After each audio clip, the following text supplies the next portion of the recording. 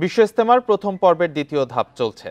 ইজতেমা ময়দানের খবর জানাতে এই মুহূর্তে আমাদের সাথে যোগ দিয়েছেন সহকর্মী আদিলুর রহমান। আদিলুর, এই মুহূর্তে বয়ান চলছে কিনা, আর ইজতেমার ময়দানে মুসল্লিদের যে সুযোগ সুবিধা পাওয়ার কথা সেগুলো ঠিকঠাক মতো পাচ্ছেন কিনা, নিরাপত্তা ব্যবস্থার বিষয়ে একটু জানতে চাই।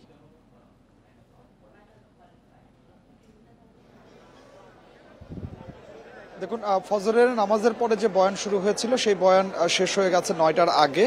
এরপরে 10:45টার দিকে তালিমে মাজাকারা হয়েছে, অর্থাৎ তালিমে আলোচনা হয়েছে। এরপরে আবার মাদ্রাসার ছাত্রদের উদ্দেশ্যে বয়ান হয়েছিল, সেই বয়ানটি আসলে শেষ হয়ে গেছে। এই মুহূর্তে যেটি আসলে আমরা লক্ষ্য করতে পারছি যে খিত্তায় খিত্তায় আলোচনা চলছে।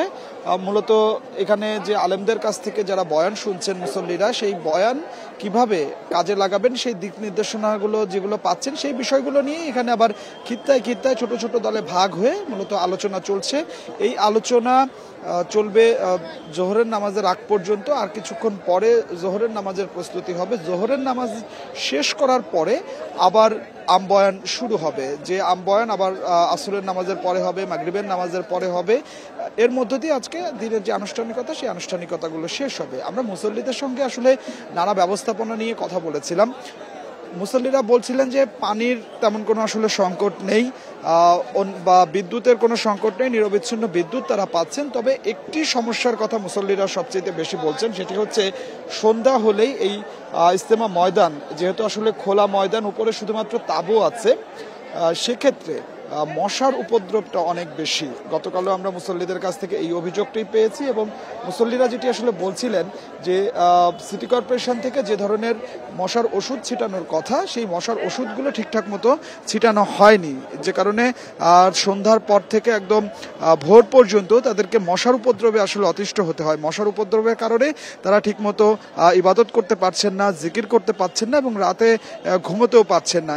আমরা সিটি কর্পোরেশনের সাথে কথা বলেছিলাম। সিটি কর্পোরেশন যদিও আসলে দায়সারা বক্তব্য দিচ্ছে যে তারা মশক নিধনে কার্যক্রম চালাচ্ছে, তবে দৃশ্যমান কোনো যে কাজ সেই কাজটি চোখে পড়ছে না।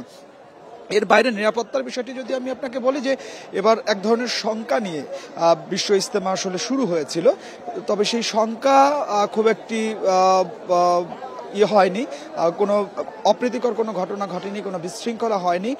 শান্তিপূর্ণভাবেই প্রথম পর্ব যেমন শেষ হয়েছে এবং দ্বিতীয় পর্ব শুরু হয়েছে। দ্বিতীয় পর্বের আজকে দ্বিতীয় দিন, আগামীকাল আখেরি মোনাজাতের মধ্য দিয়ে শুরাই নিজামের যে দ্বিতীয় পর্ব সেই দ্বিতীয় পর্ব শেষ হয়ে যাবে। এরপর 8 দিন বিরতি দিয়ে 14 থেকে 16 ফেব্রুয়ারি মাওলানা সাদ কান্ধলভি অনুসারী যারা আছেন তারা তৃতীয় পর্ব অনুষ্ঠিত করবেন। আইন শৃঙ্খলা বাহিনীর পক্ষ থেকে আমাদেরকে যেটি আসলে জানানো হচ্ছে যে ইজতেমা ময়দান এবং এর আশপাশে প্রায় 10,000 আইন শৃঙ্খলা বাহিনীর সদস্য মোতায়েন করা হয়েছে, ওয়াচ টাওয়ার বসানো হয়েছে, অতিরিক্ত সিসি ক্যামেরা বসানো হয়েছে। আইন শৃঙ্খলার কোনো অবনতি নেই এবং কোনো ধরনের কোনো শঙ্কাও তারা দেখছেন না, নিরাপত্তা কোনো ঝুঁকিও নেই, এটিও গাজীপুর মেট্রোপলিটন পুলিশ কমিশনার আমাদেরকে জানিয়েছেন। তো সব মিলিয়ে বলা যায় যে খুব শান্তিপূর্ণভাবেই বিশ্ব ইজতেমার দ্বিতীয় পর্ব অনুষ্ঠিত হচ্ছে। তো আমার কাছে বিশ্ব ইজতেমা ময়দান থেকে কি ছিল এখনকার সবশেষ। ইজতেমার ময়দান থেকে জানাচ্ছিলেন সহকর্মী আদিলুর রহমান।